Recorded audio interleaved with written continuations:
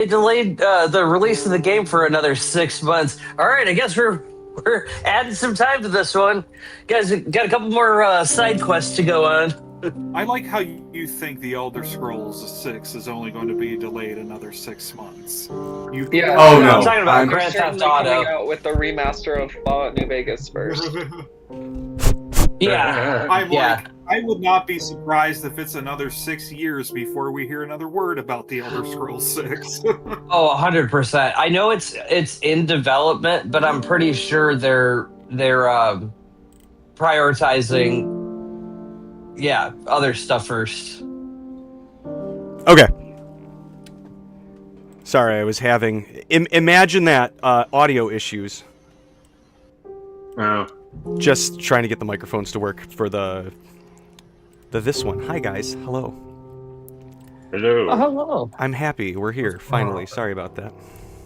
Let me just drink my coffee. So how are we all doing? Where we ended up last week, yeah? Yeah, another victory. Uncovered the final journal, and we are about to find out what exactly the lost Requiem is. Yep, it was one of those things where, like, while we were in that fight and Braddock was just, like, lawnmowering the vampires, I'm like, something mechanically feels off, but I'm like, but narratively, this is fantastic. And Yeah. I was like, this is perfect. And so I'm actually very happy with how it ended, because I wanted you guys to get the journal. I didn't want us to spend this week fighting Estrella in a fucking classroom. We all wanted this, right? We all wanted the damn book. We all wanted to just see what the hell it says. Give me the book! I actually haven't had a chance to read it because I've been working a 12-hour shift and then spending 4 to 5 hours buying a house every day for the last couple of weeks. For sure. For sure. One second. I'm going to turn the lights off behind me because I'm being washed out for my, what with my being white and all. Oh, you're white? I'm not allowed to play with white boys.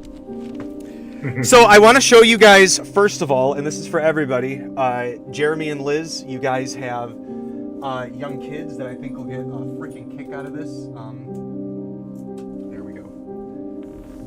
But they're these little, these are going to be used in our map. Oh god. I've fucked up the light quality. Should I be going on Twitch to see this, or on... Oh yeah, let me see. I can One? probably get my camera working. Hold on Discord for you guys to see too.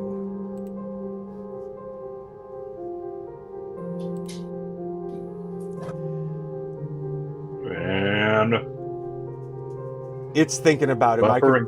My computer's working Yep. fucking hard right now.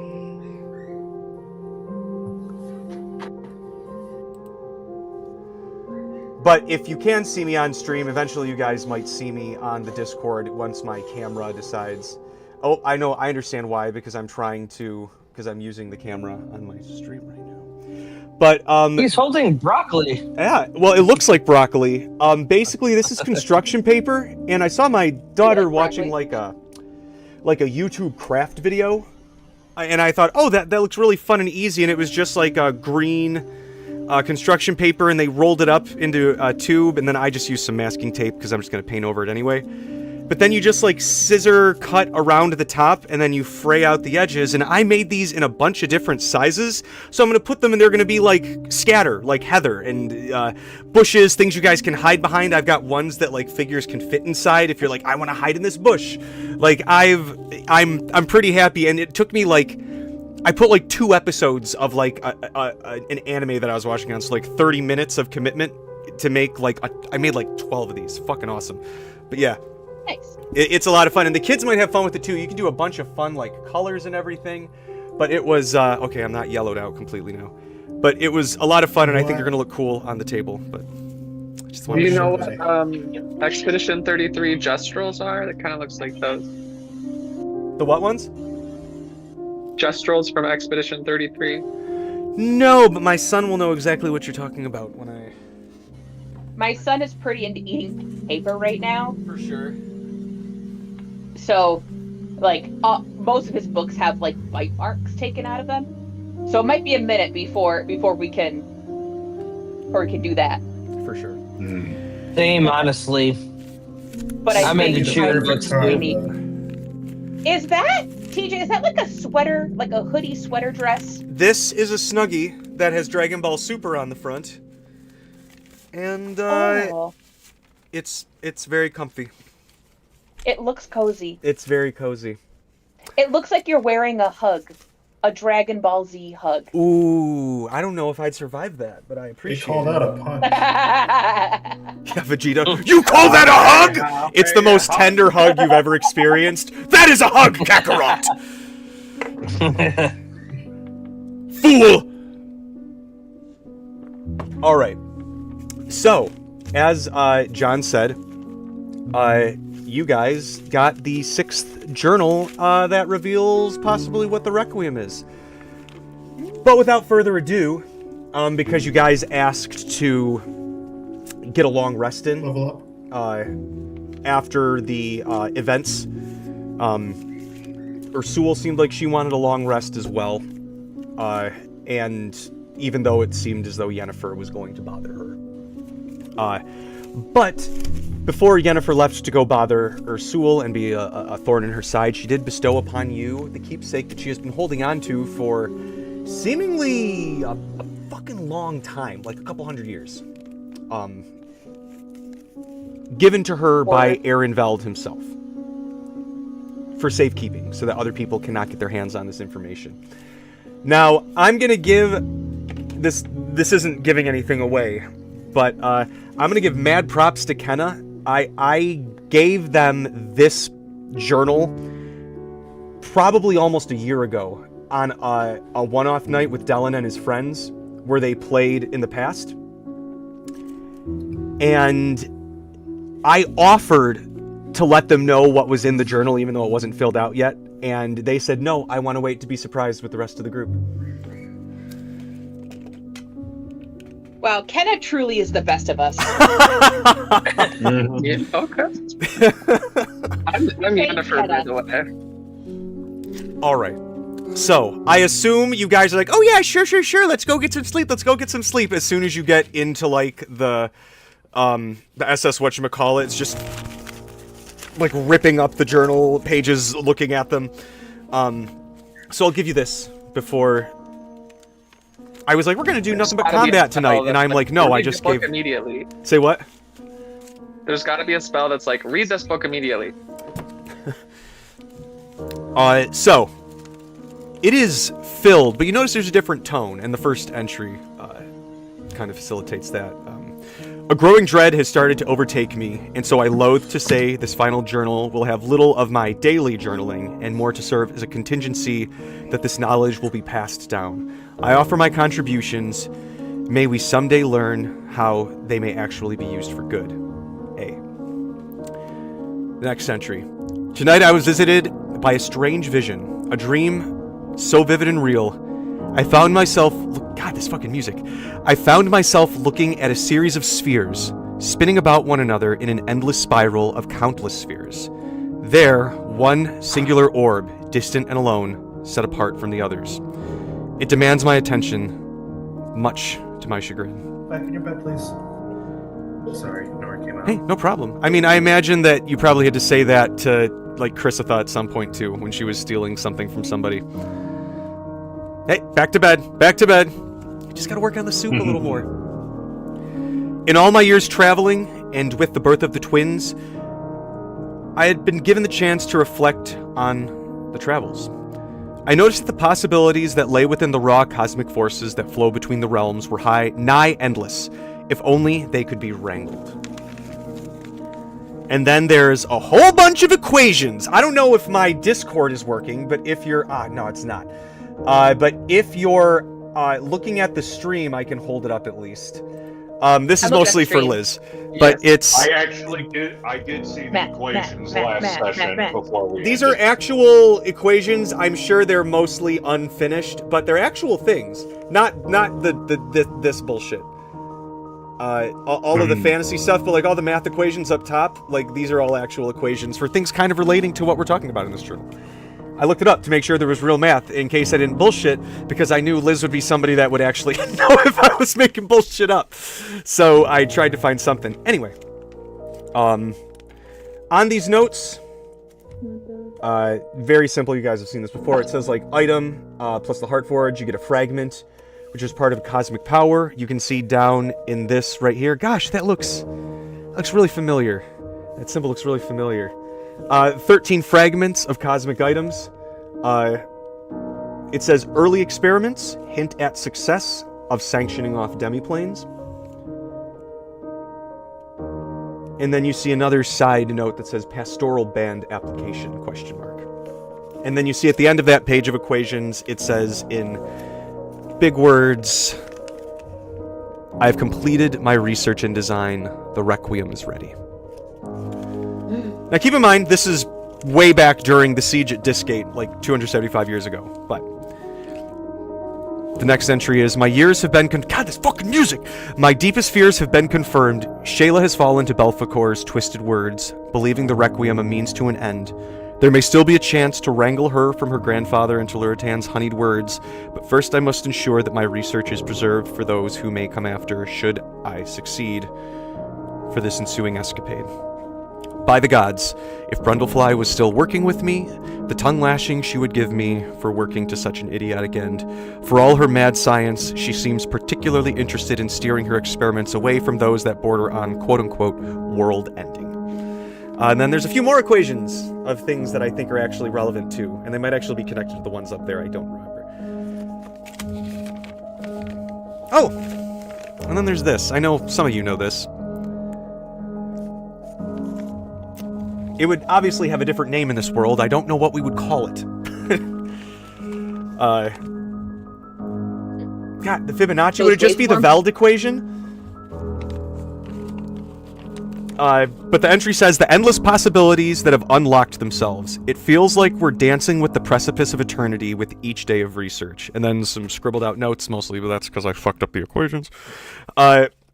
These discoveries within the greater cosmic equation are hearkening to a troubling outcome, one that merits much more attentive investigation. But the arcane and mundane laws of physics and magic have been operating out of sorts. Not to rally too much panic. I can't believe I only did 102. Hold on, I cannot let that stand. 1 second. Not to rally too... Oh, Jesus, okay. I wouldn't be able to live with myself. Too much panic, but some experiments have shown an extreme level of quantum deterioration. The literal fabric of reality about it unraveling.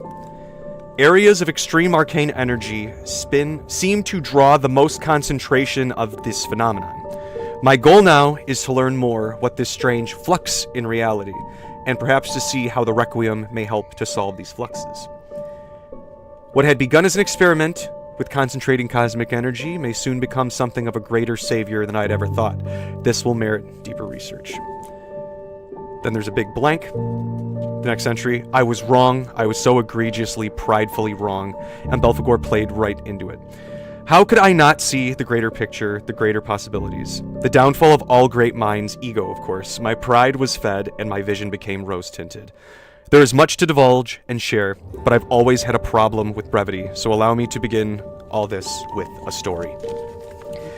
Before anything, there was the Grey King, an entity seemingly wiped from all records I've been able to come across in my myriad journeys. They may have even existed before existence itself. Regardless, my posturing on primordial entities will not help with my current predicament. If you are reading this, that means my letters have led you to Yennefer, and she has either fallen to a foe, or found someone with whom she can trust this knowledge to complete that which I could not. Our world carries with it the tale of the Sundering. But I have discovered our history with fragmented planes goes much deeper. Back to our friend, the Grey King. He slumbered in his void until the Crafters, or Life Breathers, came about. Their explosion of life across existence disturbed his slumber, and so he reached out in dream and corrupted one of their crafters, a particularly gifted and powerful member of their people, one known as Filtash. That name might sound familiar to most of you. The king's corrupting touch twisted her mind, and she would lay waste to her people. Eventually, we would come to know her as the Lady of Sorrows, one of the king's more prevalent creations I've researched. I need not get lost in details. One of the life breathers survived, Runa, Captain of Divine Stasis, safe but unaware of Filtash's corruption spreading. Then came the great sages from parts unknown. They found a universe filled with the twisted life from Filtash and the king, so they began to cleanse the plains of the curses beset and its people. Until they found Runa, and when the divine sages woke her, a boundless release of energy burst forth, both cleansing the mutations, you can tell that the pen was starting to run out of ink, and creating new life as well.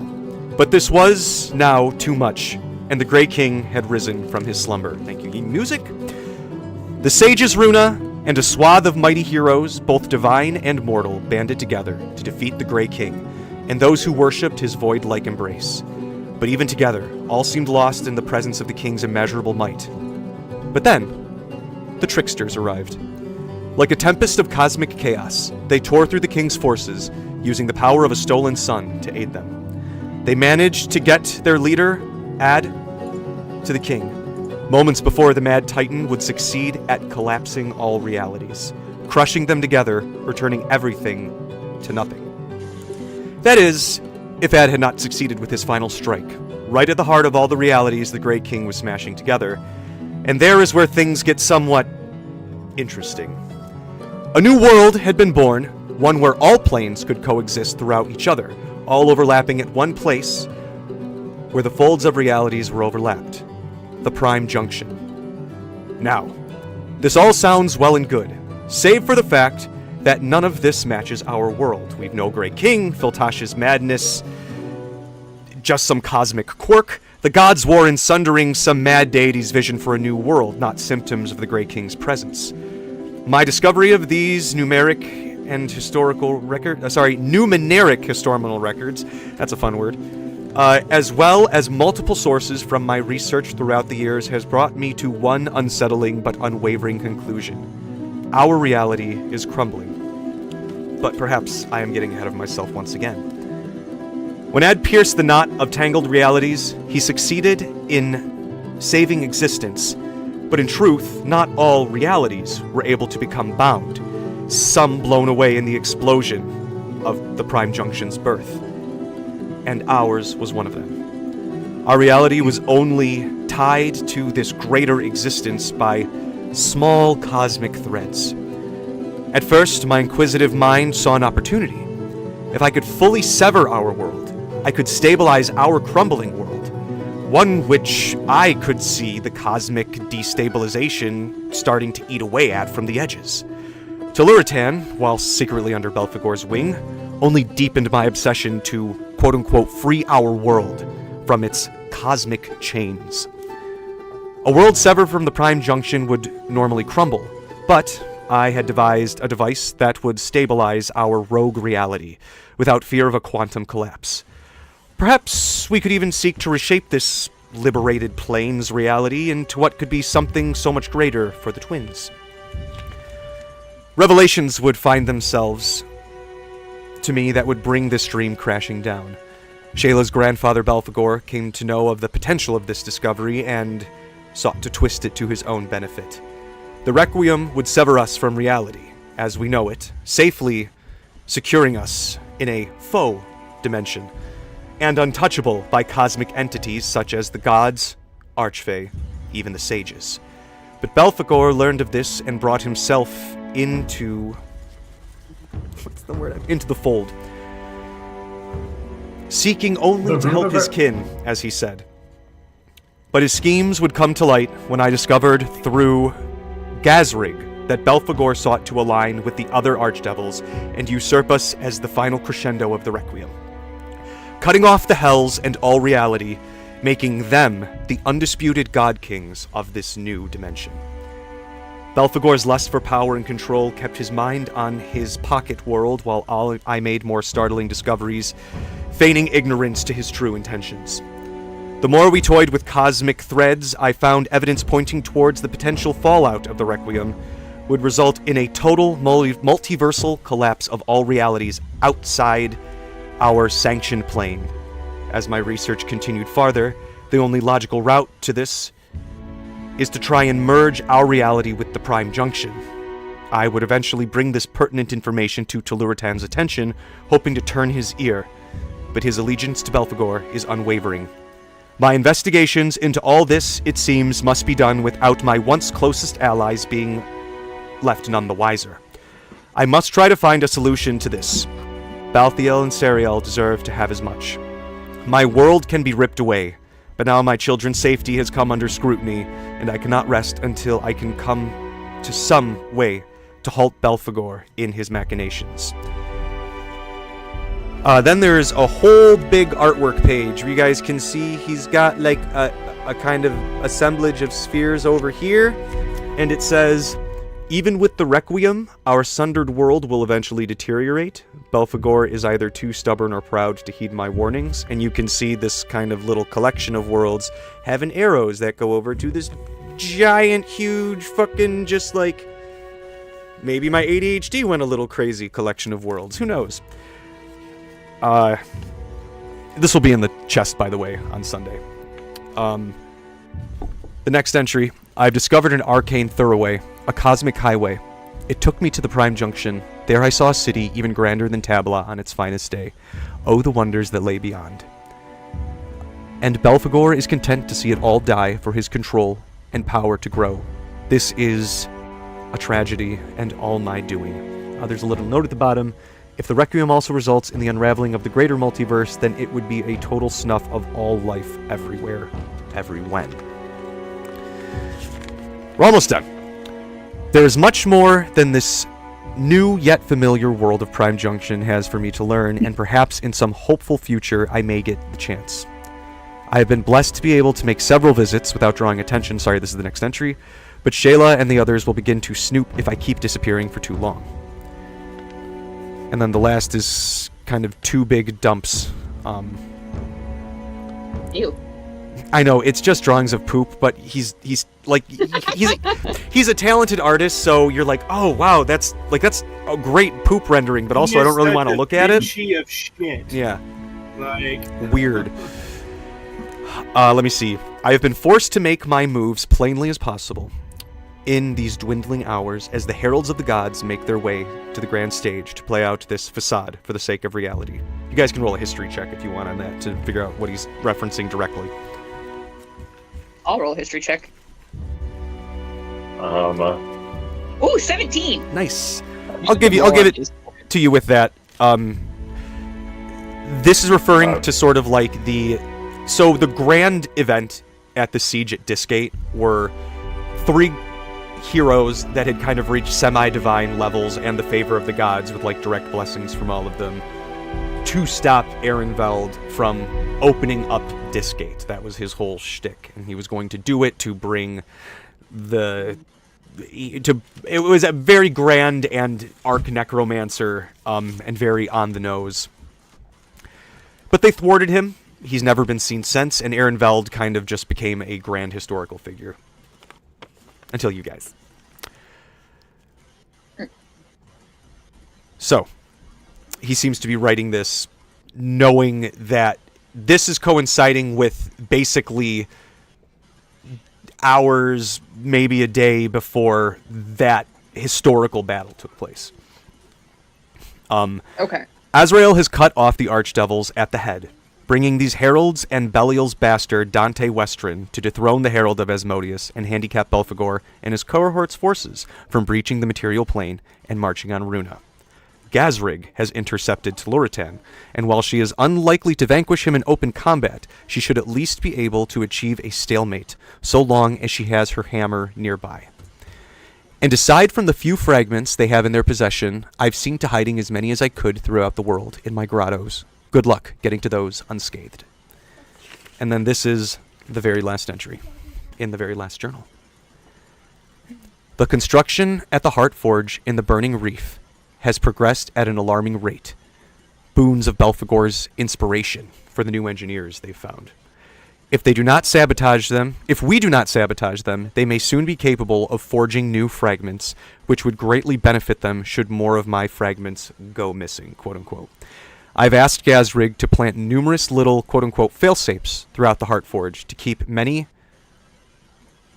who try to continue to work towards the Requiem a rather hard time. While I doubt they will deter forever, a good few decades or centuries of keeping people from snooping around should suffice. Likewise, the Heartforge will likely be somewhat, quote-unquote, out of commission for the foreseeable future. But should it ever be restored, then the heavens pray that there be those mighty enough in body, mind, and spirit to halt the Forge's fires once more. Last page. It is my pride and ego which has brought us here. I surely had trudged into a life of deplorable actions for a greater cause, quotes, far too deep to redeem myself in any true way. But perhaps this last bit of my last days will be able to help those who are currently reading my words, eh? Then again, what fun would it be if I gave you all the answers, right? I still have a few secrets only you, reader, are privy to. And then you have a couple cryptic entries. One says, I guess they're connected. One says, the pastoral band hides the key to the Cloudbuster. Followed by, these can lead you to the boundless throughway. And then the very last words are, I cannot offer the promise of salvation, but I can offer the road to hope. Keep your wings to the wind. A. I posted the journal entries on resources. Thanks, Kenna. So I know that was a lot. So that was a lot. Okay. I totally understood everything that was going on, but I want to know if anyone else understood. I'll answer any questions. There was a lot thrown at you without you guys being able to pass it around and read the words. Yeah. Allow Cassidy to summarize. So basically, Aaron. We're gonna go big boom. We're gonna go big Aaron boom Veld, soon if we don't do anything. Yeah, so basically, Aaron Veld developed a way to not only disconnect our reality to other realities in the multiverse, but he ended up coming up with a way to destroy all realities, and Balthazar is planning to do that using the Heartforge. So, guess it's up to us to save all of reality. So Okay, so think of the constellation of realities as a body. If you cut off the hand, it's gonna die eventually. But if you put the hand back on, Well, I don't. that's no. Actually, Kenna's kind of with it. You guys were part of the constellation when this event that seems to not exist in any of your history books, but the Sundering shares a lot of similarities with, happened. The rest of the quote-unquote constellation stayed intact, but you guys were the hand, and Veld's Requiem was a way to keep that reality intact. But just like you said, Cassidy, he learned that in doing so, literally the rest of the constellation was going to be destroyed. And this is a whole... Keep in mind, your reality includes your guys' multiverse. This is like you've been cut off and you're an echo of a grander collection of worlds and dimensions. And because of the fact that our reality was cut off from, or maybe not completely cut off, but it sounded more like severed. Severed, it's imagine it holding, I hate to sound gross, but it's kind of like holding on by a few, tendons and nerves. Mm-hmm. It's so not... because of the fact that our... Oh, go ahead. Yeah, go ahead. No, I was going to say, not enough for you guys to be like, I'm going to travel to so-and-so. Yeah, and the tendons and nerves are infecting both the hand and the body. Yes. Yep. And Are because there of the alternate fact versions of us out there? Maybe. So... These, parallel universes? I went to college. Okay, so there's a lot of implications here. Anyone, more I don't mind words. if a ton of numbers come getting thrown at me. Anyone can roll an Arcana, a base intelligence, or investing. Natural fucking 20. Nice. Natural 7. Natural And 20 also on the a plus- Arcana. Nice. Oh, this works so well. Oh. 17 investigation. Okay. So what was the exact question? I want to answer it as concisely as I can. I asked if there were alternate universe Morts out Okay, there, like so you got the parallel nat 20, Mort? universes. Cassidy got the net. Okay. On the So Arcana. Cassidy, what this would imply is that yes, there are other yous out there. However, if the calculations in there and kind of all the other bullshit that you've collected and read and just poured over across all these months while you've been traveling with these clusterfucks, finding all this stuff in the grottos, it's all like all of this is now making all of that shit that you found make sense of like, oh, and this means that. Yes, there's likely other versions of you guys. The implications of this are if you are successful in kind of re-merging this reality into Prime Junction, this reality and that reality will kind of overlap onto each other, and you and that person will kind of Cease if to be. Excellent. cease to be. You'll cancel each other out. What I've been hoping for. Yeah. No, you will get to exist. It's just kind of like how it's kind of the luck of the dice, how it's very likely that you're unsure if you guys would retain every memory of this world, but it is likely at least that So it's like the CW Crisis on Infinite Earths event when all realities were getting destroyed, but then when they came up with the choice of merging all realities into one singular reality, then all realities merged together, and then history was rewritten to make it seem like they were all part of the same universe. From yes, that's pretty much exactly it. Now there will be, and I think this is actually part of the DC lore too, but basically some things from the previous world that may be better or worse, but some things from this world will take like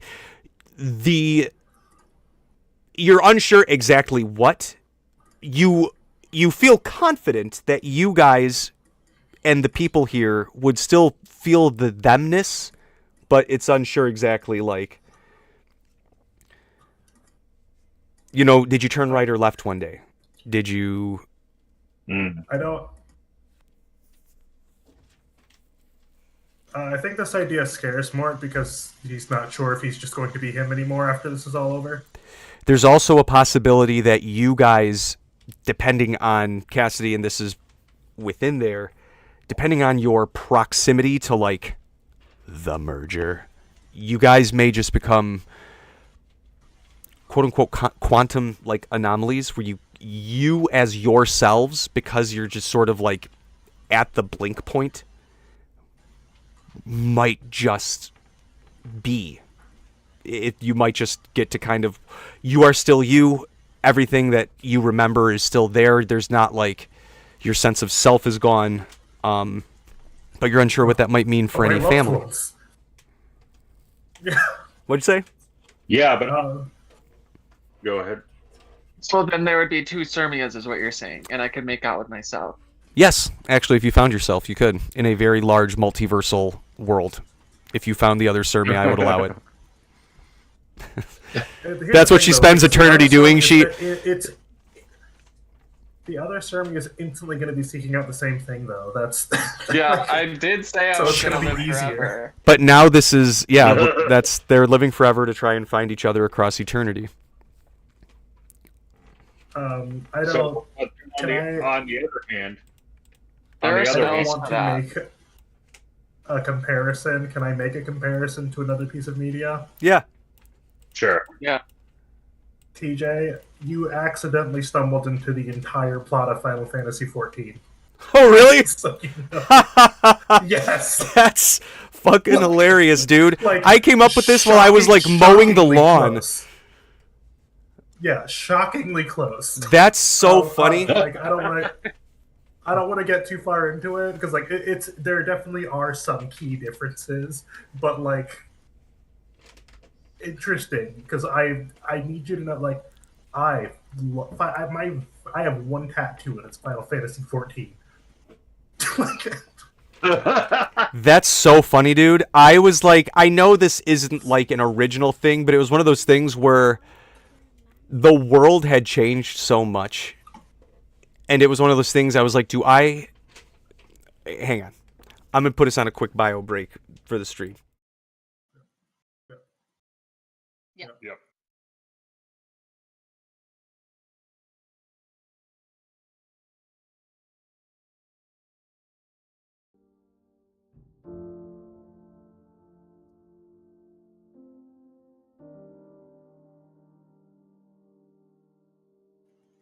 let me know when we're on the bio break too.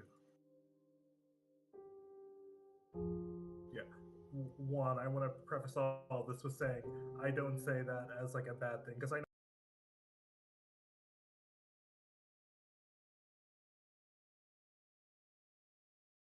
from it's very exciting.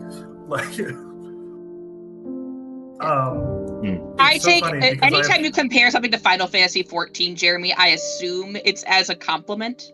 Oh, for sure. And it's so funny because like for a while I've been like, yeah, you should play Final Fantasy 14, but now like if you do, you're gonna see what I mean. Where I'm like, it's gonna be a lot of hours until you get there.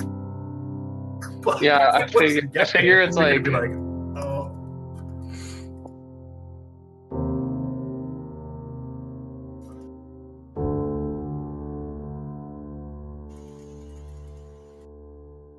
Yeah. Yeah. I can hear you. Hello.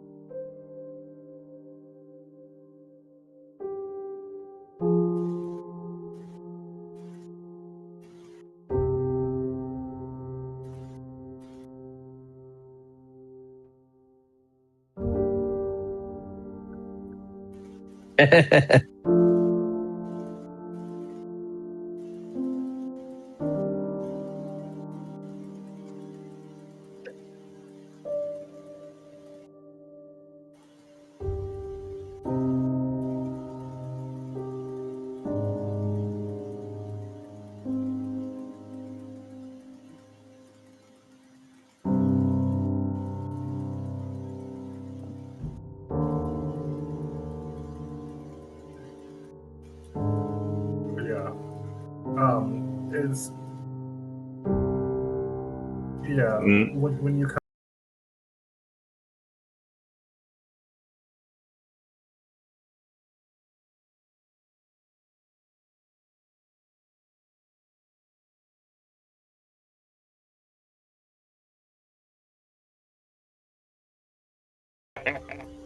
yeah.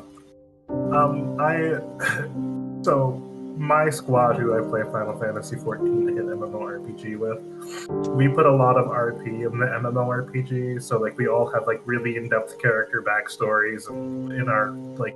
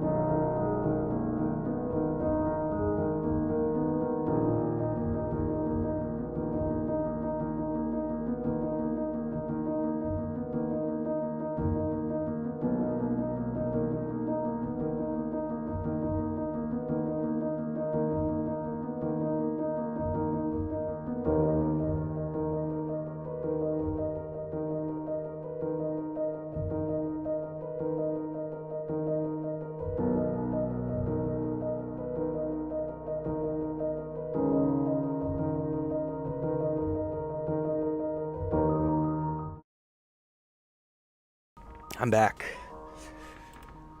Whew. But it decided to flip me around. Oh, because I picked on scene. There we go.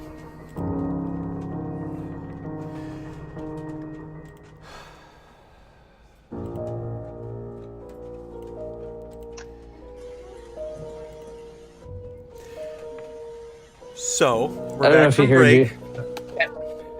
Can you I don't hear think you us heard that, now? bud. I can hear you guys now, yeah. Okay. Go ahead, Jeremy. Super briefly, my Final What's on Fantasy your thing I heart? wanted to check. I guess, is anybody trying to avoid spoilers for Final Fantasy 14? Throw them at me, home Yep. slice. No. Well, I'll forget. I know. I'll forget. one of the major antagonists, like, for basically like the third major expansion. So he's like one of the biggest bads. His entire motivation. So similar to this, the world was like fractured into pieces, and his whole kind of shit is he's trying to reunite like the world that he came from, because he was from like the world before it was sundered into pieces. So like to you guys are all like just little tiny pieces of the people that he used to know, and he like doesn't even really view you guys as humans. And like the entire thing for him is like his entire motivation. He's like, I don't know, like I don't even like really think you guys is a bug. Like, you guys are like if you had to wipe out a bunch of like faction, like pieces of your friends to bring your friends back, would you do it? Yeah, like yeah, I would do it. Like, because these aren't even like people; they're just like little pieces. They're Legos. And that's like his whole motivation. I'm doing a terrible job of distilling his story. Oh, but, like, it's yeah, like the entire thing is like I don't even consider, he like basically says like I don't even consider what I'm doing murder, because I genuinely can't view you as a person because you aren't that. Like yeah, it's fun. It's an interesting. That's so Final he's Fantasy. Like, yeah, like he's really like not a he's not a nice person, but he's not like He's neutral Yeah, evil. it's just like, like a- I'm It's a neutral good evil. person. This is literally not murder. You're just like a puzzle piece, literally. Duh. Yeah, like you are a puzzle piece. You are an NPC that And I need have to light you on fire to complete the puzzle. So Right. I'm not like- evil. I'm I'll just, do I'm that. just destroying this one fake world. Except for he's destroying multiple fake worlds in order to bring back his one world, and it's interesting. He's taking it a little There's also far. like a lot of there's also like a lot of debate over like whether his world was even all that good in the first place. It's kind of eugenics-y, and it's interesting. Well, then the answer is no. That means his world is not. Nope. no, just a little bit. of I've never eugenics, seen. I've never interacted with Final Fantasy. But I can tell you right now, nah, that's bad. Like Thank once you, German finally, at the table. Take him down. Like his Yep. final Yep. words to you is basically Gotta be just, pretty firm on that. remember that we lived, because all he wants to do is preserve his society that is gone. And it's like his final words to you is just remember that we lived. Just don't forget that we existed. That's Yeah. all I want. like, Opium. Oh boy.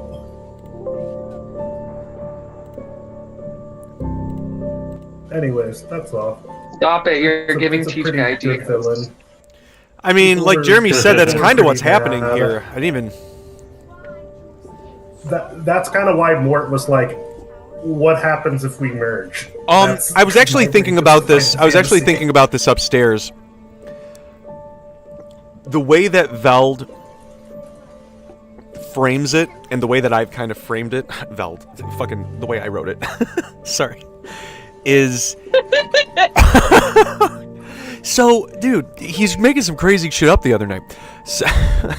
So the way that I phrased it, I'm like, it stands to reason that while it might not be the same house, it might not be the same part of the world, because of the way that it's kind of laid out, it stands to reason, and there's no reason, even in the journal that has all the answers in it, that this reality seems separate. So it stands to reason that the grand multiversal prime junction would just gain a couple billion more people. Is Because Tabla like a puzzle piece? yeah, it's like exactly like you said. It's like the hand got severed, and it's like while technically there might be a Sirmia Belmonte that the universe has kind of, on a parallel kind of fucked up way, also made one. The Corrected it. circumstances of her, you guys may be totally different. It's just your kind of cosmic thread Oh, no. still exists. I'm gonna play Sermia in the Yeah, next campaign, and she's gonna be a completely different personality in class. Dude, 100%, Kenna. Like, Yeah, what? Go for it. That's fucking hilarious. Multiversal Sermia can't even twain. Badass. Yeah, like Sermia's gonna be on the fucking council now. we're at a point in Final Fantasy XIV now where we're starting to get to hop around these other dimensions and meeting like various shades of other characters that we already know. It's like, oh, and it's so fun to always theory craft because you see a character and everyone's like, this universe is this character. There's always all sorts of debate about it. It's fun. So now you can make next universes your character. Yeah. I thought a lot about what Paladin Mort would be like. It's probably if Martine trained him more. Yeah. Instead of Sister Celeste jumping in and not making her break your bones. So, guys, thoughts? This Braddock is just obsessed with cheesesteaks. This is badass. Cheesecake or cheesesteaks and gosh, a good hoagie. Okay, can I? Well, while we're not live, We're live. DJ, it look. Oh, we are live. Okay, Yeah, it doesn't matter. well, Go ahead. Whatever. So to understand this, the basics of the Requiem, it looks like the Requiem is some kind of resonance that is produced when these fragments come together. Did you get that from Correct. the math equations that I put in there, or? But no.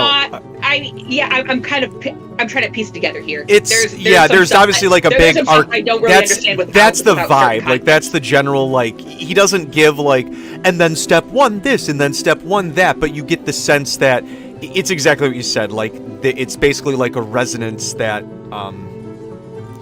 keeps this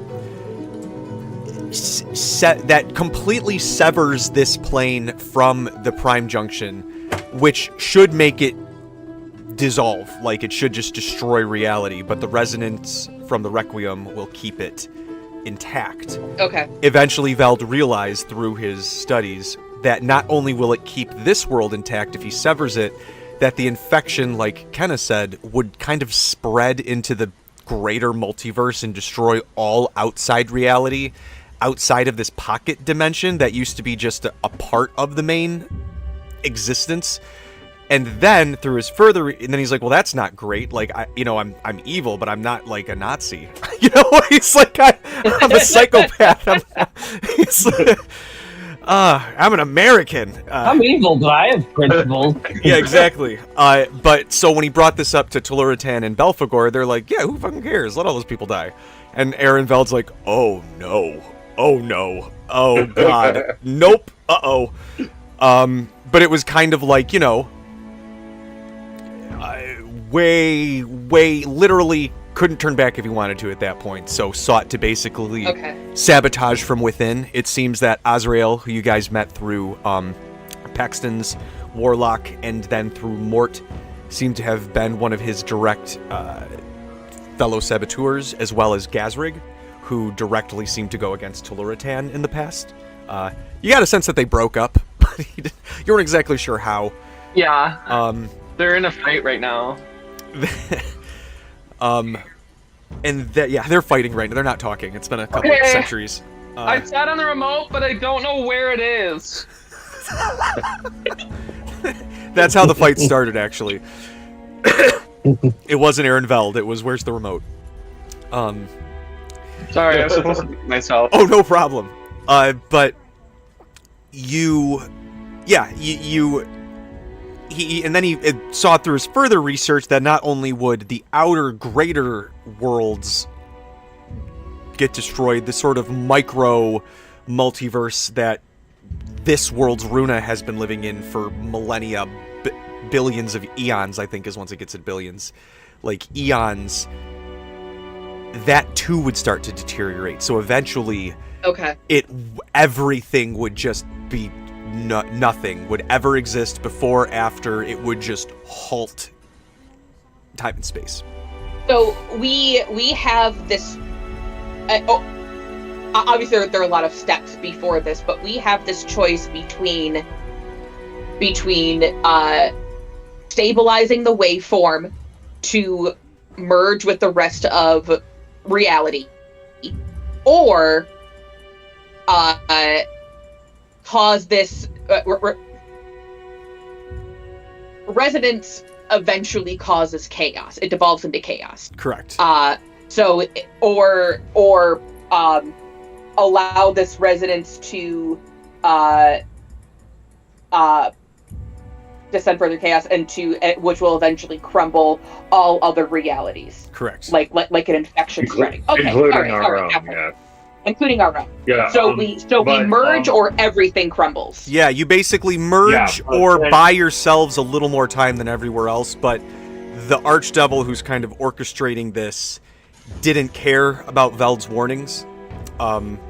With your history, Talani, 17, I'll throw this out to the whole group. When you guys saw Balthiel and Sariel fighting in Osnabrück, Balthiel said to her, "You admire Father's genius, but you don't heed his warnings," before she killed him. To be fair, you found his body in literal hell after that, as demons do, but Just a detour. just a detour.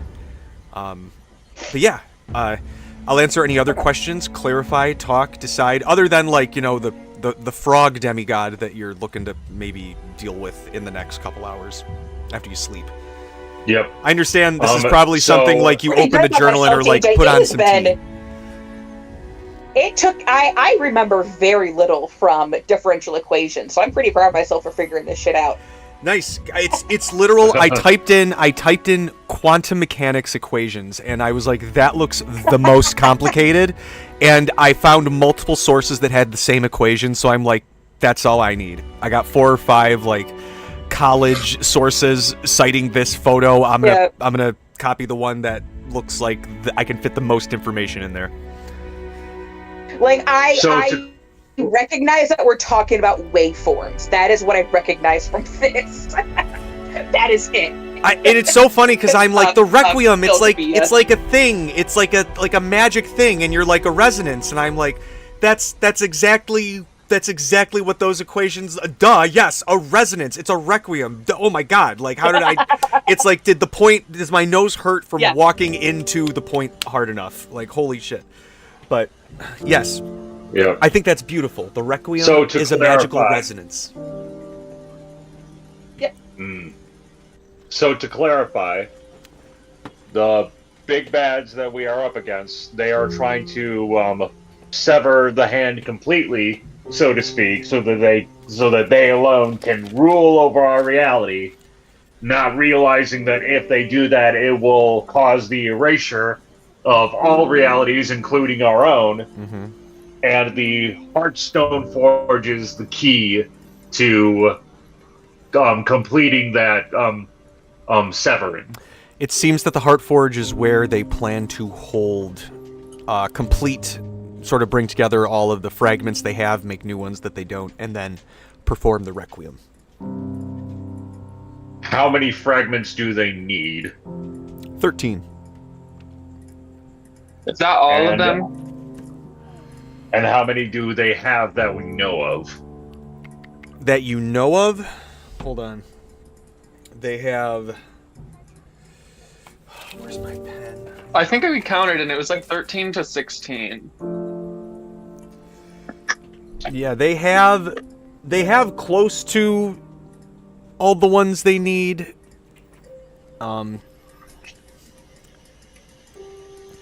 But they don't. You don't know if they have the full 13. Okay, so I just came to a realization. Yes. So they need fragments that are created by these forges, which are essentially the flute, the bone thing, like all of these things that they have that's part of what Aaron Veld created. They need all these fragments that were created by these forges. Yeah, that's what I was coming to. Like the ones that we created for ourselves, are they fragments that can be used, or they just can't be used because like because we put a part of ourselves into it and we don't have like a part of Aaron Veld's blood, because that's kind of what the I don't know. You're walking around with a cosmic nuke in your pocket, baby. My assumption is that they would be able to be used, which means this has become not only Final Fantasy XIV, but Kingdom Hearts 3 as well. So PJ made this campaign for me. And dude, I feel totally fine with those comparisons because I played neither game. I know they're great, nothing against them, but it's like, dude, if this is drawing conclusions to that, I'll take it. People love that shit. I'll take it. No. You've just smashed two of my favorite games into one campaign. No, but I don't think that our fragments would work because we used our own blood to create them. They used the fragments that they had. Those were created by the Necrocore, which is technically Aaron Veld's blood.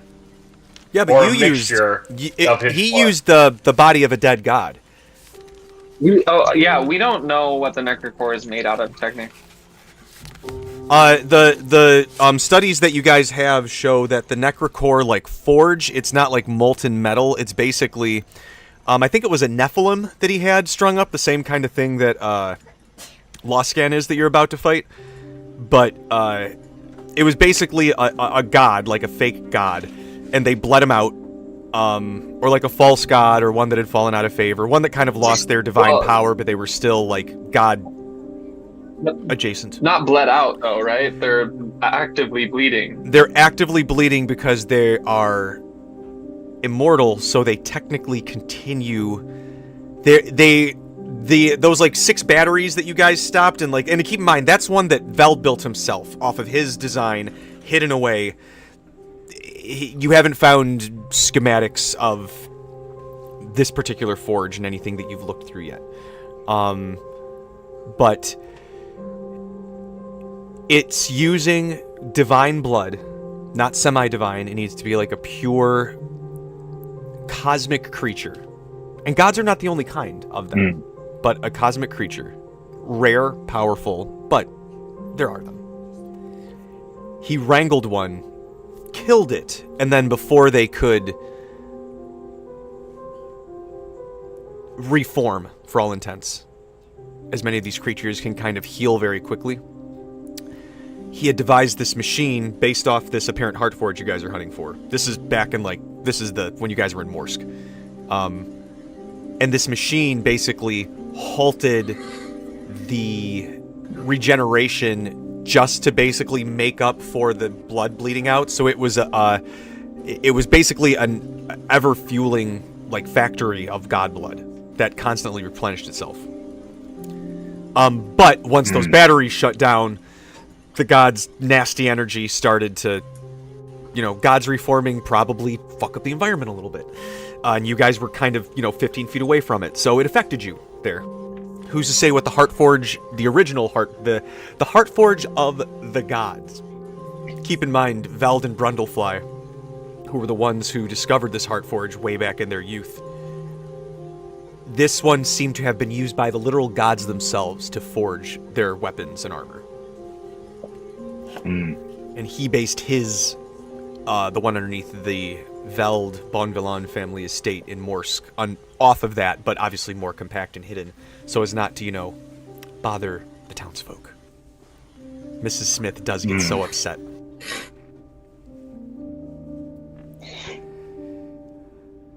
Oh my god, I've sat on this for I gotta tell you guys, I did not even know what the Requiem was when I first started. When I first started, I'm like, it sounds good. I knew I didn't want him to come back. It was one of those things where I'm like, I knew I didn't want him to come back. That felt so expected, I guess, and I'm like, he's a necromancer. Of course people are gonna think he's trying to come back. I feel like he would have a bigger idea, and I couldn't think of anything big enough. I'm like, he's too prideful to be like, I'm in service of a god. I'm like, he's a scientist. If anything, he'd worship discovery in science, which technically there's a god for that, but he'd think of it on a person's own merit, not because of the gods. So it's like, nothing seemed good enough, and then as I was piecing the betwixt together, like I said, I'm like, let's make the two ideas one idea. And then the heroes get to basically decide... Yes. You guys get to decide if you save your current world, or if it crumbles. Or if, Belphegor wins, and then suddenly we start the campaign at level 20. You guys have to march on an alternate reality and try and stop it from destroying the grander multiverse as you know it. I mean, hell, that, if you guys fail, that could be how your level 17 characters gain their notoriety. Think about it. No, I don't want you guys to fuck up. Well, too bad. Mort throws the journal into the... No. Grelmore comes back and immediately throws himself into the Heart Forge. And this isn't like we have our own multiverse and stuff, right? So Correct. I can't plane shift to the betwixt. That's kind of, yeah, that's why Veld, that's the weird part, is he's like, oh, you guys are almost like an echo.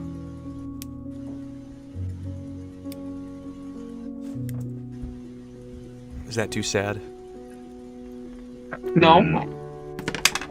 We're kind of like we're still real.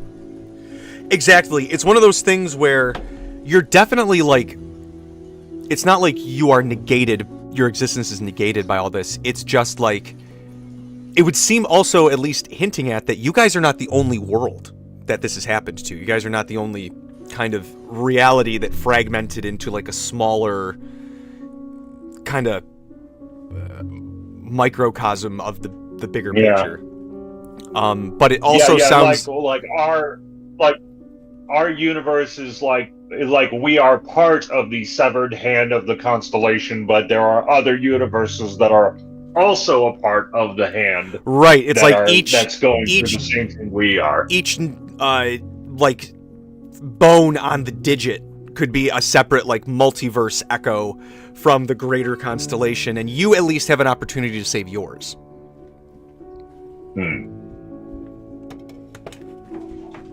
That's still a lot of fucking people. So the journal said that there are, like, because of how our universe was severed, that there was evidence of like our reality crumbling. Yes. Have we, in our past adventures, have we actually witnessed anything resembling like our reality falling apart? Roll me a history or has check. that not happened yet? Anyone can roll me a history check or an arcana. Natural 20. Oh my god. This is his day. And Cassidy's like, oh, Cassidy, a history day?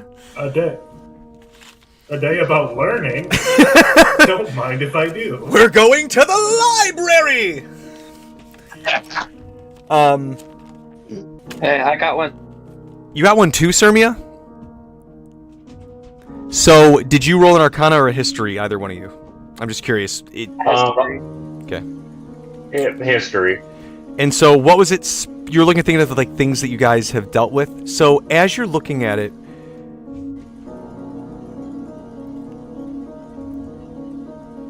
you're thinking about places where strange magic has centered.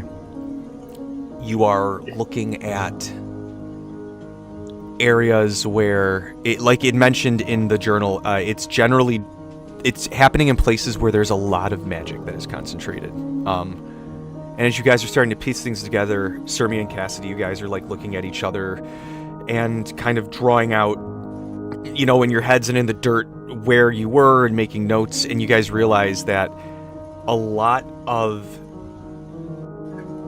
the locations, seemingly innocuous, of the Veld grottos would match the description that would fit one of these places. I mean, what about the Louvre itself? It's kind of like... Oh, you got A it. You giant got it, baby. It fucking is the center hell. place of, from what it sounds like, the Lubra is kind of where the meteor hit, as it were. The Lubra is Do we know what happens? what happens when you reconnect. Like, no, did we know what happened to cause the disconnection from the Bitwix? The calamity. Well, so originally Yeah, it was but, the like, sundering. What does Veld say again? Veld says that basically the sundering, it's all part of like a greater thing where a creature called the Grey King wanted to end all existence. The gods rose up, just like the story of the sundering, but instead of the Fey King and Queen sacrificing their lives and just severing the Fey realm, it seems like that may have been a greater part of the tricksters coming in and the trickster leader Ad striking the Grey King in like that kind of epicenter of the realities he was trying to mush together. That caused the fracture. Oh, so that was like that history lesson was like the greater conflict that was happening in the Betwixt that caused the sundering here? Or Yep, did Veld and it cause seems like the sundering would have been kind of happening at the event, but the Fey King and Queen breaking off and sacrificing their lives may have been more of a reaction to all of reality starting to sever and break off.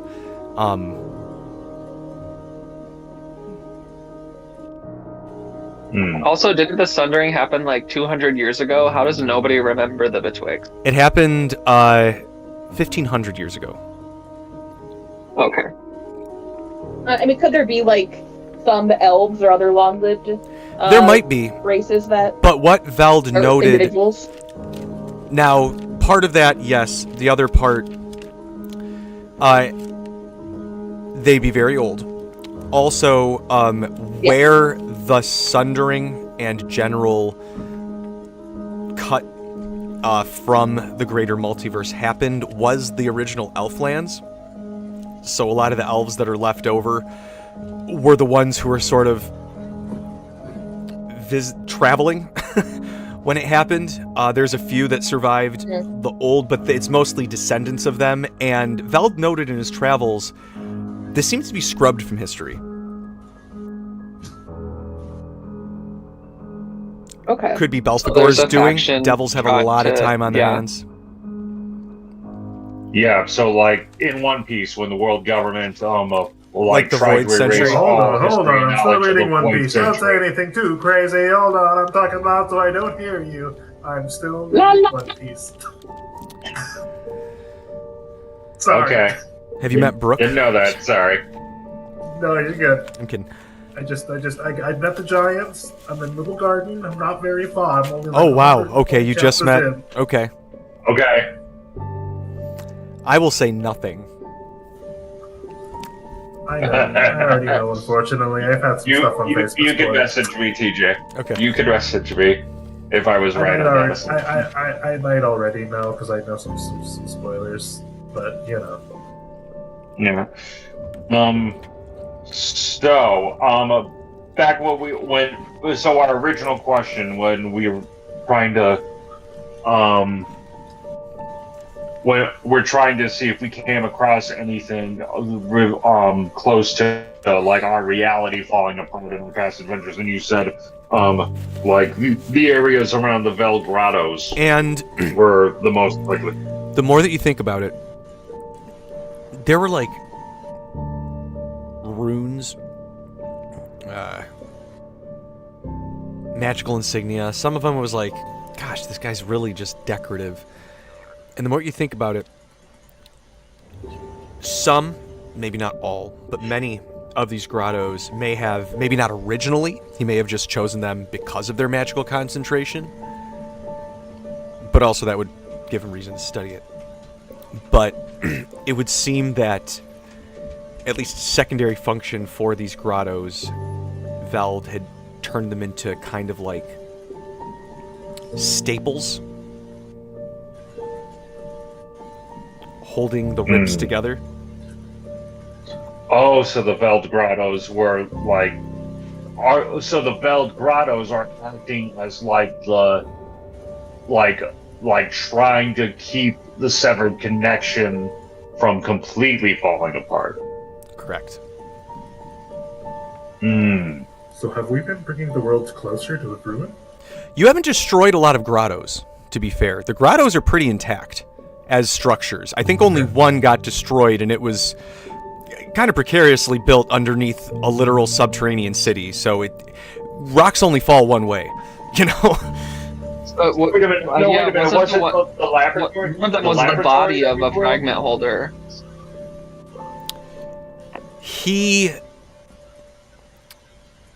Well, I mean, he kind of, like, turned around the building. It was almost like undertree growth around the lab. Does that make sense? And also a little gross? It was like undertree so fungus. He ate the lab? He kind of became the lab, and then after they died, the skin would kind of have deflated and dehydrated like a dying mold. Ghostbusters. Very Ghostbusters, very sourdough.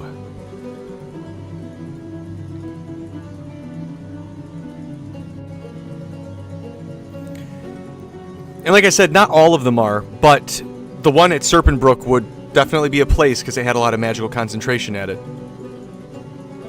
I mean, all of this kind of makes Loscan feel really small. Doesn't it just? What if we just, like, I mean,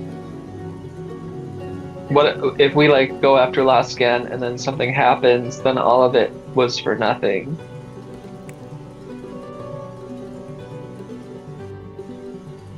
Something you could talk with Ursul about. We still have some game time left. I mean, we're in it, so I'm just commenting. I mean, that's fair. I mean, I'm just saying, you guys definitely, you're a party. You guys can make a choice. Like you said, yeah, it puts more cards, more chips on the table. So, is it basically that they're going to be using the Hard Forge to make more fragments and then bring all of the fragments together in order to complete the separation of realities? Correct. That's essentially what's going on? Alright, that would seem to be the long and short of it. So the Heart Forge isn't where they need to sever the connection. It's... Seems it would expedite the process. Wait, say that again? Seems like it would expedite the process, but in terms of location, you guys could pore over your notes, possibly see if you could find anything about like any magic circles, but for the most part, yeah, it would seem like if they wanted to kind of get things done quickly, they would probably have some sort of ritual site set up near or around the Heart Forge as well, or as part of it. But the journal mentioned the pastoral band and the Cloudbuster. John, you pay such good attention. Thank you. I know we've got the pictures on there too. Yeah, so the pastoral band. I think that. Yeah, go ahead. No, go ahead. What are you gonna say? I'm assuming that like the pastoral band, the Cloudbuster, and the Boundless Throughway is a way to, or like that bridge that like. The bridge he was talking about, was that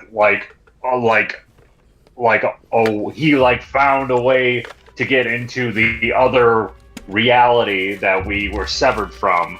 Yes. But and then like the pastoral band and the Cloudbuster, like that is like the keys or the way to restore the connection. So the Boundless Throughway is one of the things that he says to find in his second letter. Let's see, what do I have here? Aha.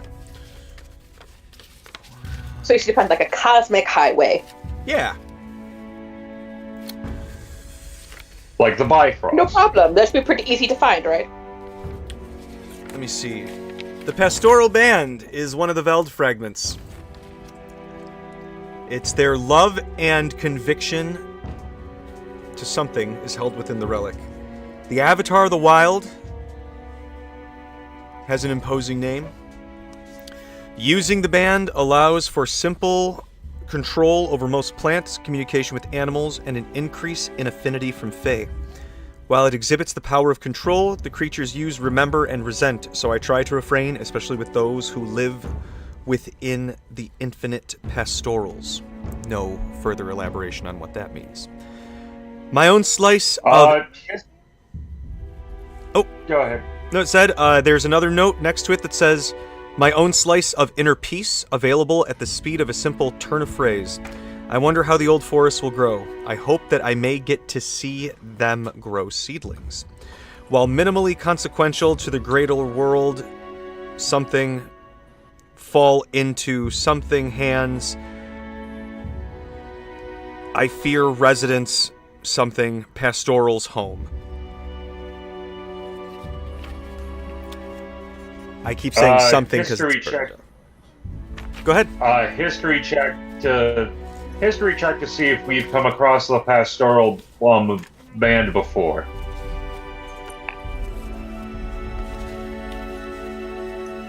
Is that as far as I remember, we haven't. You have not come across the pastoral band. It looks like a type of ring with some so stuff we have inside. not seen that ring yet. You have not come across that ring. Okay. You also remember the Cloudbuster is also mentioned as one of the Veld fragments, the perennial Cloudbuster. Within this, I place my ambition. Admittedly, I underestimated this one. Infinite corridors for infinite possibilities. One can be trusted. No one can be trusted with the key to this place.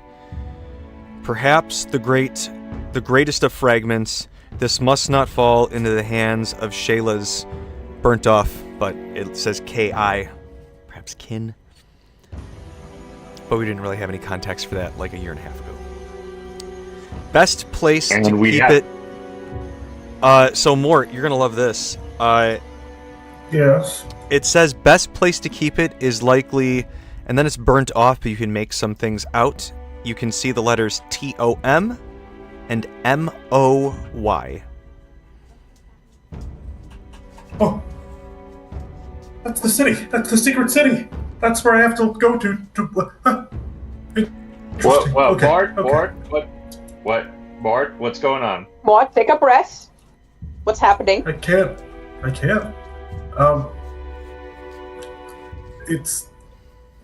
You guys know how I've been trying to investigate like the source of the fog because I was told to make a difference, and that was the only thing I think of is just like changing the literal world. I've been told more than once that Tomoya is where we need to kind of be going to, I guess, investigate more of that. So we might find the source of the fog there too. Okay. Yeah. I literally have no idea what this next note is supposed to be. So I'm just going to ignore it. I think I was trying to be clever, and I outsmarted my fucking self. Damn you, Areveld. All right. What am I hinting at?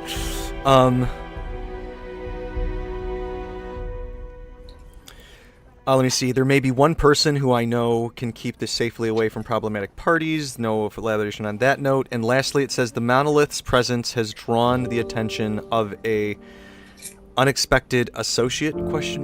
I did not know if the Abang-A something was myth before something this MO burn mark. But that's down here at the bottom. Sweep. But yep, the perennial Cloudbuster, which is a fancy way of saying skyscraper, by the way. All right, so guess we gotta find the pastoral band. There's one more thing, sorry. It says that the perennial Cloudbuster, it says this, the ardor, and blank are necessary. Something, Requiem, fully EXC. EXCC. You guys can all look at this when you get here on Sunday, too.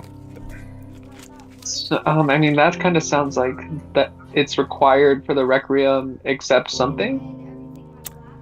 Except something. The Cloudbuster is the key to restoring the connection to the other universes, and in order to find that, we need the pastoral band.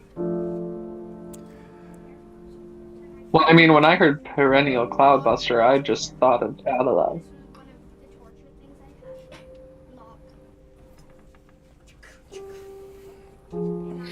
It does say that the best place to put it would be TOMMOY, but the rest is burned off at the end of that. It's like a side note, that's why it's kind of like this and that. Where is it? Yeah, let me see if I can put it right up. It ends All in right. Moy? Let me see. The best place to keep it is likely TOMMO, and then you can't really see the Y, but...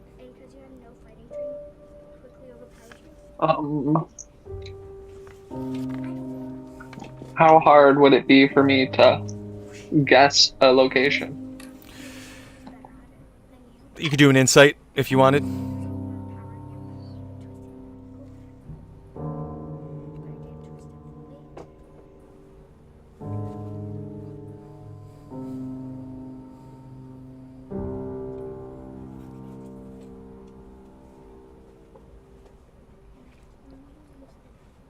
$22.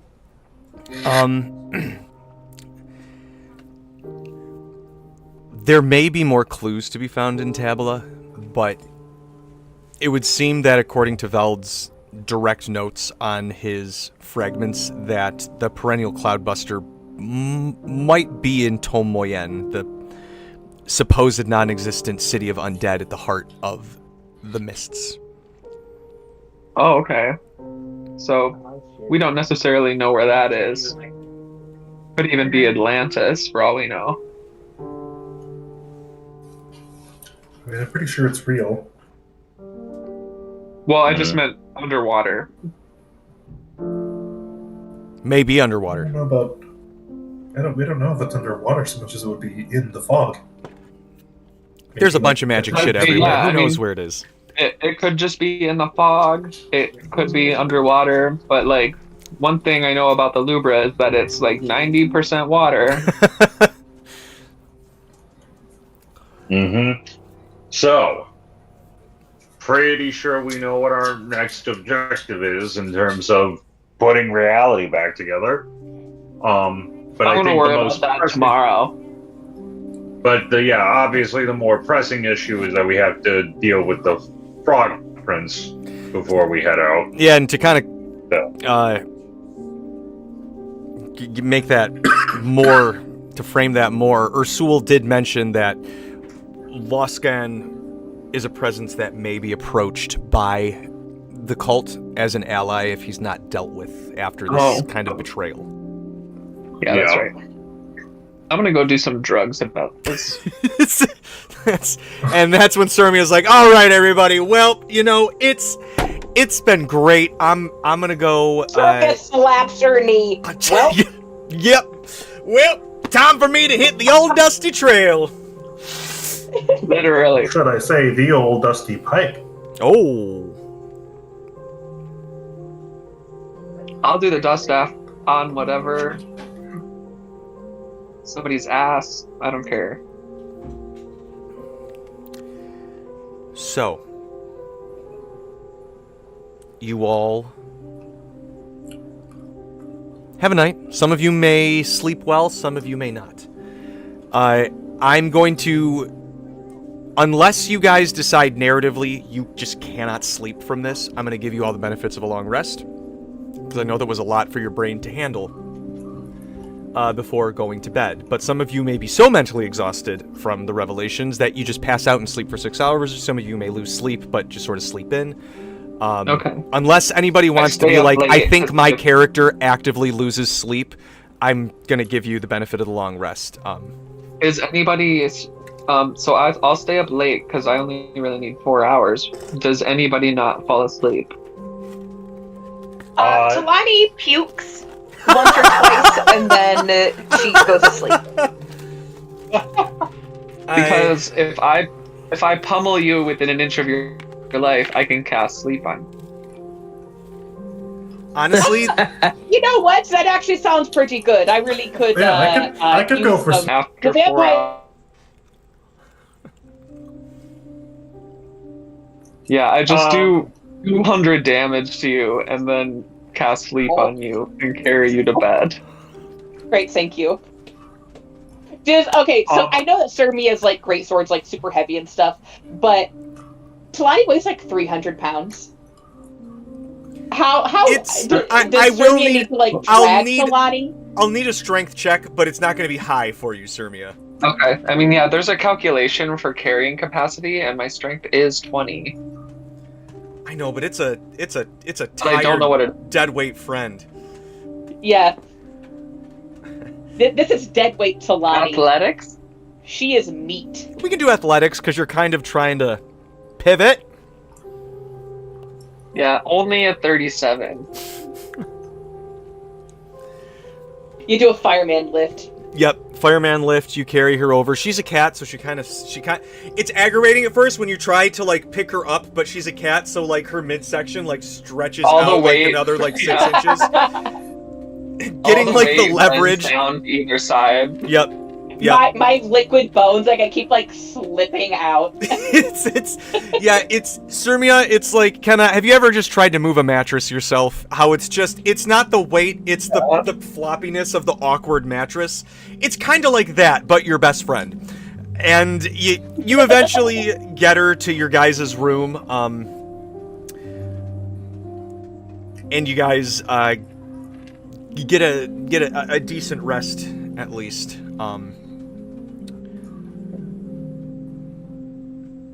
Oh, Ron, thank you notice that because Mari's an intelligent creature, he's not like a dog. You know, he can like understand what people are saying to him and like ideas as a dragon, even if he can't communicate directly with some people. So like, you see, kind of after Like a this, border collie. yeah, yes, exactly. He's like Lassie. You found him in a well, but He knows how to open the sliding door. he's almost just kind of like staring off into the sky with this almost like knowing look in his eye, like an acceptance almost. Mm-hmm. He doesn't see anything. He doesn't like see anything out in the sky. You just kind of see there's this sort of like determination, but they're Mare's often thought, but they're not like whining or like doing the nervous tail wag or anything. It's just very much like, you know, they got their game face on. They Ash Ketchum, turn their head around. Yep. He does snuggle extra close to you that night though. Come here, buddy. Come on. He like miles flops his enormous body on top of you, completely unaware of how large he is.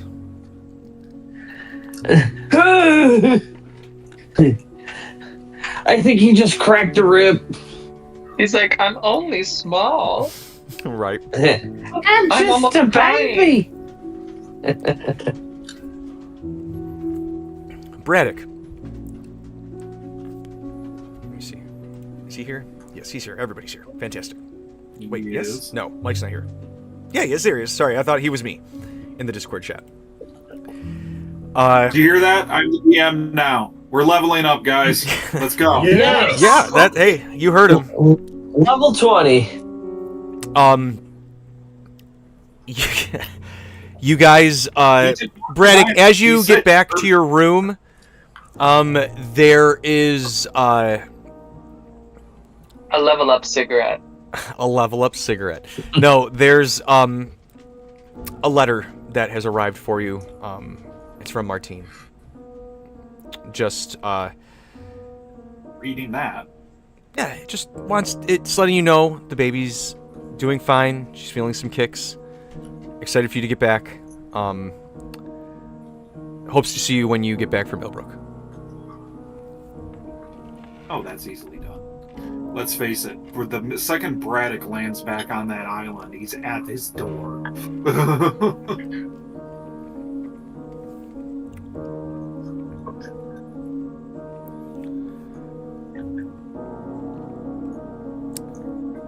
Cassidy, I like to imagine that your mind is racing, but that's kind of, I feel like, your default setting, and I feel like heavy thinking is almost how you go to sleep.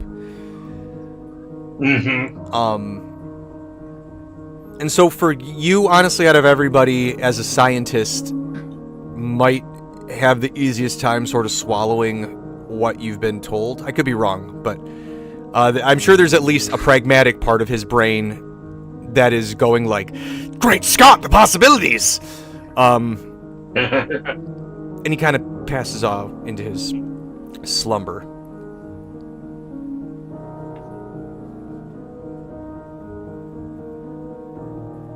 Talani's got the Pokemon Swirly Eyes. Yeah.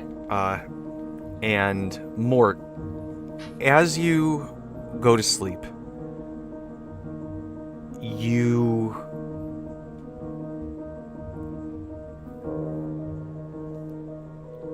feel yourself kind of rocking. And you realize you hear the sound of like water kind of lapping on the side of something as you sit up, and you can see that you are on a boat. It is a long boat. I'd almost venture to call it a gondola. It's just very long. Is this different from the boat he was already on? Yes. Okay. Yeah. It's still very well kept. Very ornate death motifs and effigies across it, and you can see in the back, pushing with their long paddle, is a still dressed for a party, but dressed down Baron Samdi. You guys are all alone on this boat. We're having a communal dream? This is Mort. Okay. Hi. And he kind of nods to you, and he pulls the brim of his hat down and kind of uses his lips to kind of gesture ahead as he keeps pushing the water. And you can see sort of off on the horizon, you can hear, you feel it at first kind of blowing on the wind, like a stray raindrop here and there. You're not in a downpour, but it's like a very light drizzle. But you can see on the horizon, the clouds are very dark, and there's a rumbling. As you keep your eyes on the horizon, you see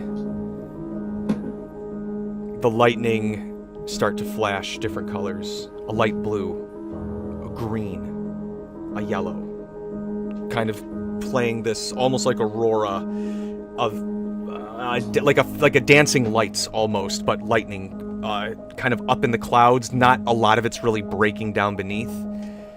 And then you see the lightning just kind of all come down through the clouds in numerous crackles, and lit up behind the clouds you can see these silhouettes of a tall feminine figure with a wide-brimmed hat and little flecks of light around the edges. Next to her, a tall armored figure holding a spear in one hand and the arm of the lady in the other. And then behind them, a large crowned figure, sword and shield in hand, blue flames sort of flecking about her in the back. And all of them at once, the silhouettes turn and they point towards the center of the storm, and you see the lightning flash, and it crackles down on this tower that you could not see until the lightning caught it, and it crackles down, and you see, just for the briefest moment, that lightning strike illuminate this vast city, and then it's swallowed up by fog, and you wake up.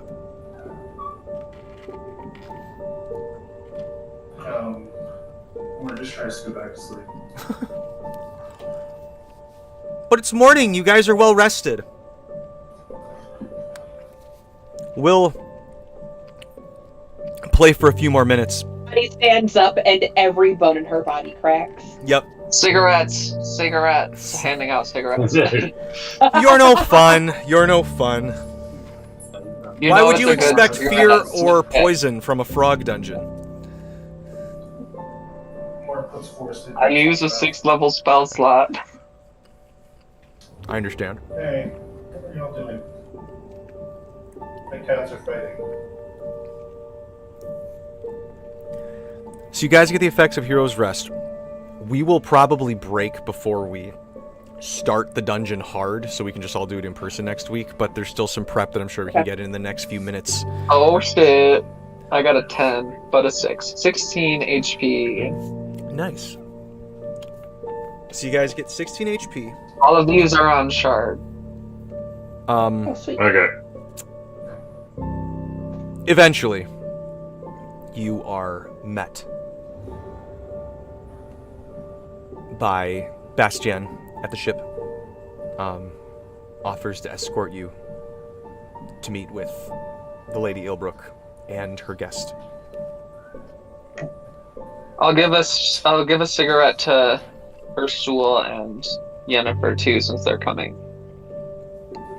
I can do up to 10 people. Yennefer's kind of like, I mean, I prefer an herbal blend, but whatever. And she smokes it. Ursula, as soon as you... I mean, whatever. It's whatever kind of cigarette you want it to be. As soon as you say that, as soon as she says that, then it, like, shifts into, like, gosh, what A were clove cigarette? Yeah, like a clove cigarette, and she's like, oh, alright, okay. As soon as you give Ursula the cigarette, she's like, oh, fuck. And just... oh, shit. You know, even if this was normal, it would probably still be having the same effect on me. And she takes, like, the second, probably... Sirmia, it's like a cartoonishly long drag. Like, half the cigarette goes down, and she's like... Just does, like, the French inhale, and she's like... oh, that's the stuff. And she just taps it out and goes, anyway, we're all met.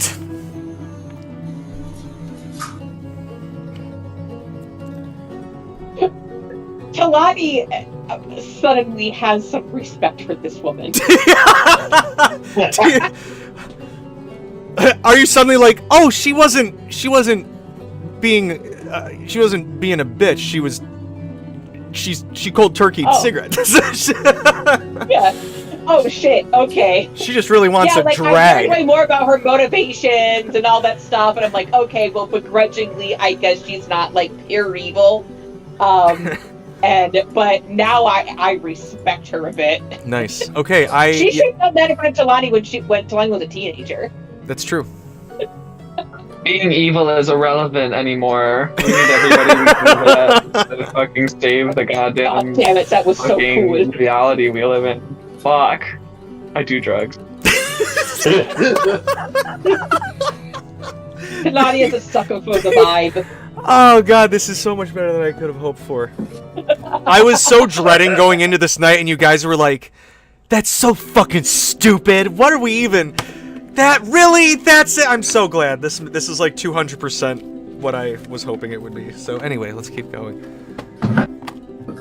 Or maybe you're all just being really polite. You know me, TJ. I would never be polite. You're German, I know. Yeah. This like shatters my Sirmia's worldview because like I'll bet she had like an idea of what good and evil was in her own mind, and now it's like basically only Belphegor and people on Belphegor's side are evil now. Everyone else is like, yeah, well, let's hear him out first. I'm gonna go fucking rob a bank. Be right back.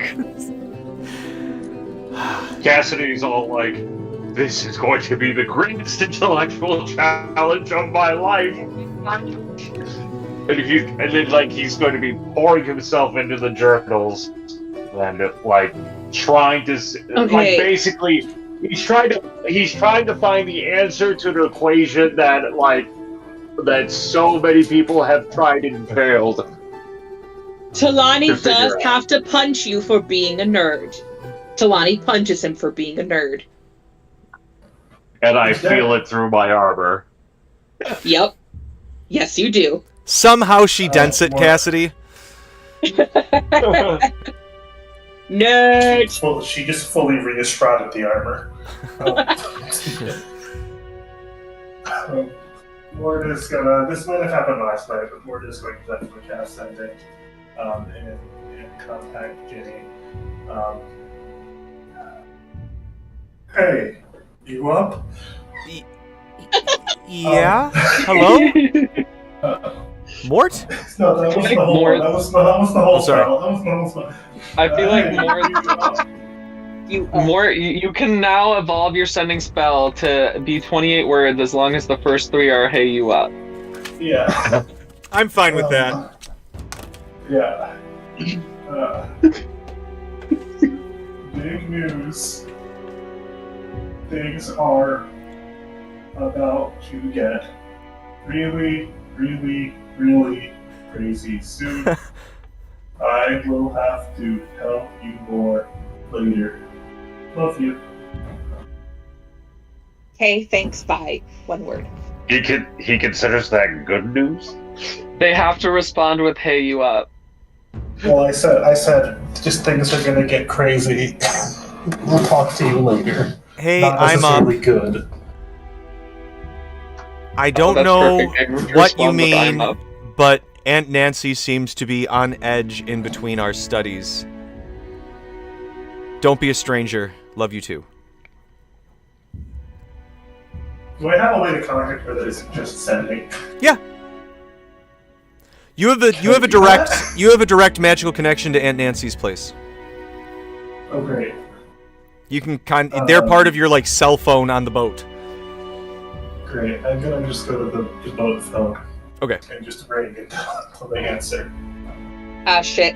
I gotta go. Talani goes with the flow. For sure. We're gonna end in a couple minutes anyway. Okay. Bye.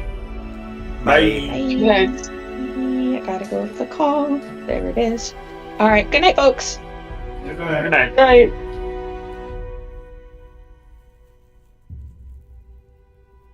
So I go to the boat phone, Okay. and I'm gonna just repeatedly ring on Nancy until it stops. Until they pick up. Eventually, she picks up. You see her and Nancy are in their robes at nighttime. They've got their like masks on and their hair pulled back. And she's like, Mort, what? It's late. What is going on? Hi, I'm so sorry. I cast sending instead of just using the boat. Mhm. So, just have it. I understand.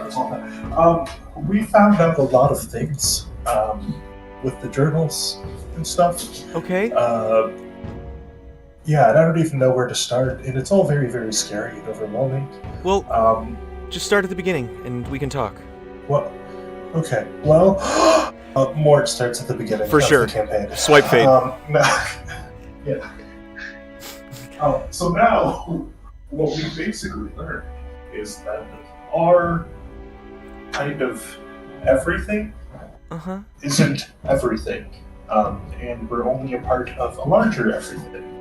And this part of the larger everything has some bad people trying to sever our everything from the larger everything, and if that happens, all of the everythings, everywhere, all at once, go away.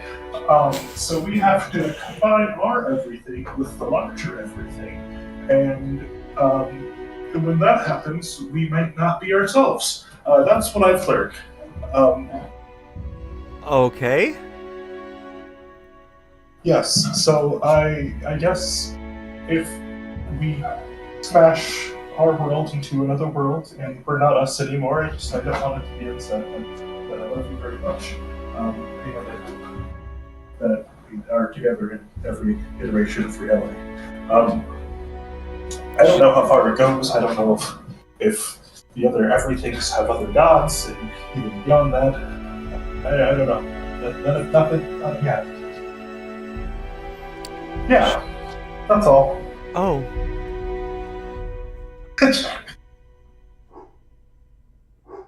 Well. Well, good night. You. No, I'm not gonna. I can't hang up now. Okay. She says. How are you? I'm well. You are obviously very tired. No matter what. Something like that. No matter what comes our way,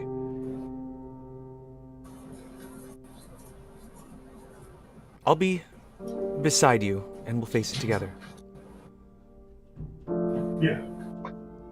Stay safe, and come back to me, Phobos. Bradis.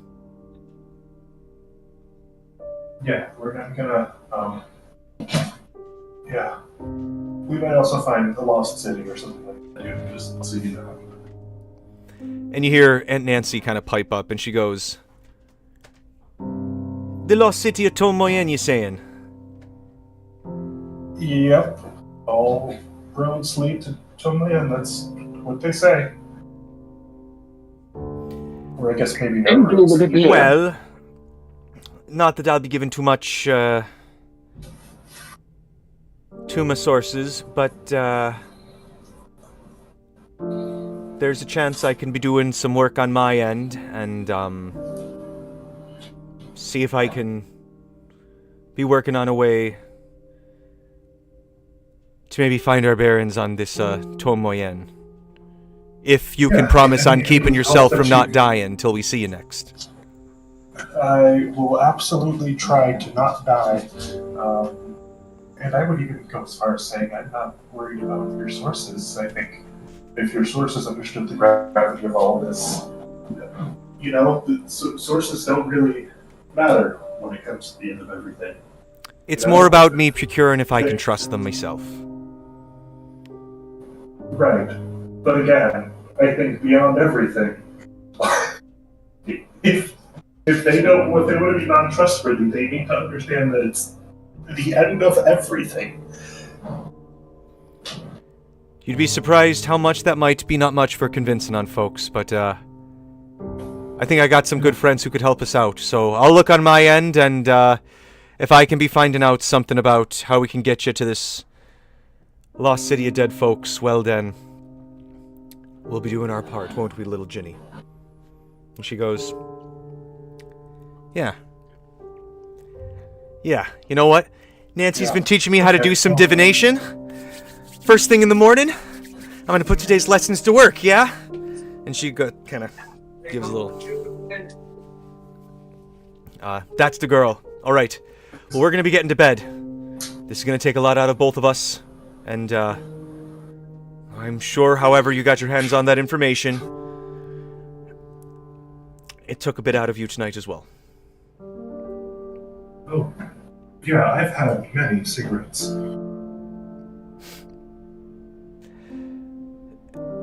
Get some rest.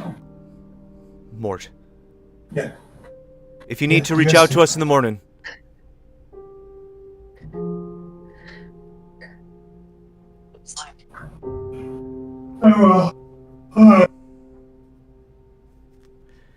Alright. Alright, bye.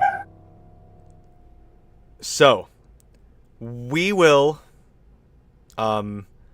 pick up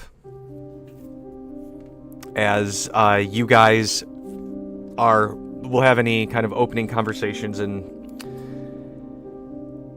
preparations that you want to have beyond the Heroes Feast at the opening of next week as you guys make your way beneath the Ilbrook Academy into the Forgotten Temple of Loscan, which the school was built upon. Yay! What? The Requiem! 3 years, you got an answer.